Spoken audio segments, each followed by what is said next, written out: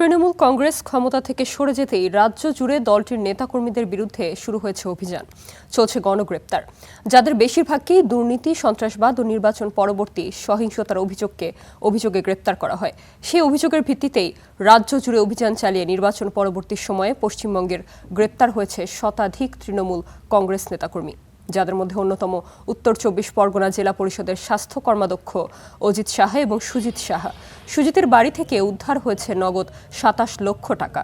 তৃণমূল নেতৃত্ব হিসেবে টাকার অঙ্ক খুব বড় না হলেও চাঞ্চল্যকরভাবে মিলেছে ৬ শতাধিক লাইভ কার্তুজ, ৬১টি ব্যবহার করা গুলির খোল সহ বেশ কিছু অস্ত্র। এই দুই তৃণমূল নেতাকে ১০ দিনের হেফাজতে নিয়েছে পুলিশ।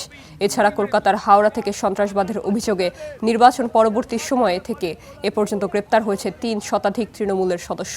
এমন পরিস্থিতিতে তৃণমূল কংগ্রেস থেকে পদত্যাগ করেছেন নেতাকর্মীরা।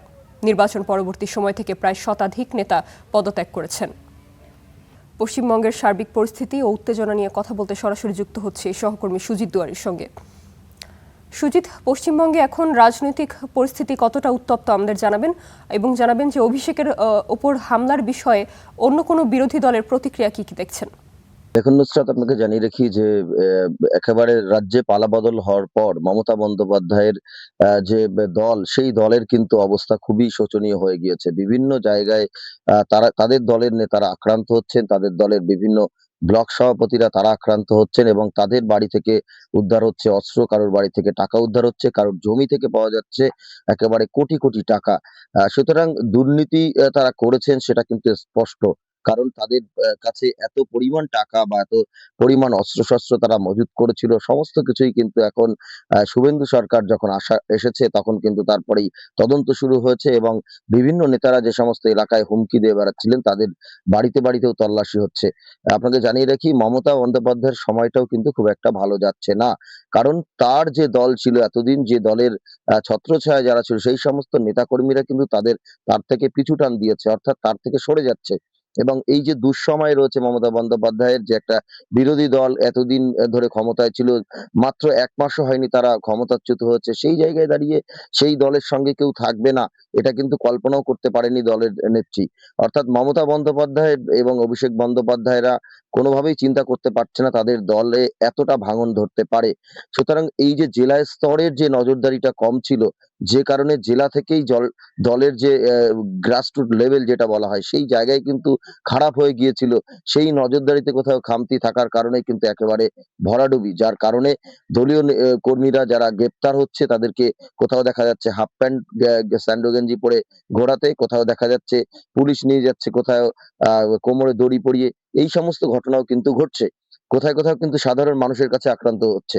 গতকাল আমরা দেখলাম অভিষেক বন্দ্যোপাধ্যায় তিনি সোনারপুরে গিয়েছিলেন দলীয় এক কর্মীর বাড়িতে, যেখানে দলীয় এক কর্মী মারা গিয়েছেন, তার পরিবারের সঙ্গে কথা বলে তাদের পাশে দাঁড়ানোর বার্তা দিতে গিয়েছিলেন।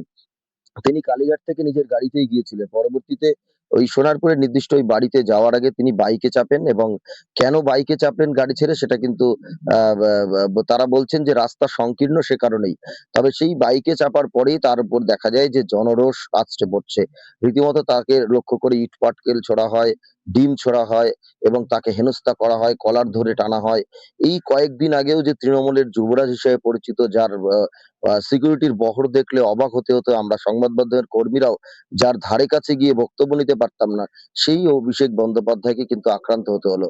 রাতেই তাকে যদিও নিয়ে যাওয়া হয় অ্যাপোলো হাসপাতালে, পরে সেখান থেকে বেলভিউ নার্সিং হোমে নিয়ে যাওয়া হয়। যদিও চিকিৎসকরা জানিয়েছেন তাকে ভর্তি হওয়ার মতো কোন রকম পরিস্থিতি নেই। অর্থাৎ ভর্তি যে হবেন, শরীরে এইরকম কোনো ইনজুরি নেই, যার কারণে তাকে ছেড়ে দেওয়া হয়। গভীর রাতে দেখা যায় তাকে কিন্তু নিজের বাড়িতে ফিরে আসতে। এই নিয়েও কিন্তু তৃণমূলের তরফে বলা হচ্ছে যে একেবারে চক্রান্ত করে তাকে ভর্তি নেওয়া হয়নি বা ডাক্তারদের উপরেও প্রভাব খাটাচ্ছে শাসক দল।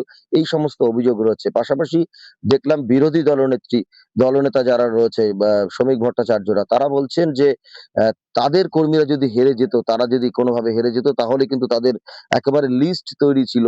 সুতরাং তিনি নিজে যেমন আক্রান্ত হতেন, দলীয় কর্মীরা মারা যেতেন অনেকেই। এই সহিংসতা তারা রাশ টেনেছেন বলেই সম্ভব হয়েছে। নুসরাত। ধন্যবাদ সুজিত আপনাকে। দর্শক, পশ্চিমবঙ্গের রাজনৈতিক পরিস্থিতি নিয়ে সরাসরি জানাচ্ছিলেন সহকর্মী সুজিত দুয়ারী।